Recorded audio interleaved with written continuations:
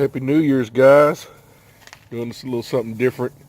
Y'all know I'm always trying to do a little something different, more experimenting when it comes to briskets and cooking. It's what kind of makes it fun.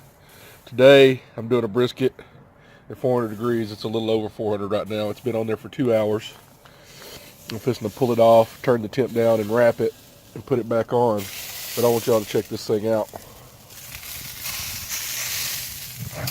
Check out that bark. That's just 2 hours. Woo-wee!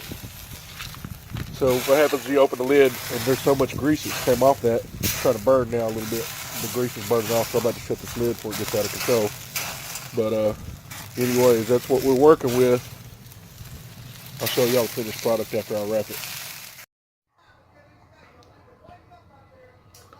There you go, y'all. 4-hour brisket.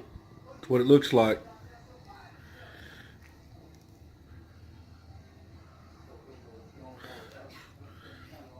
Quite possibly the best brisket I've ever done.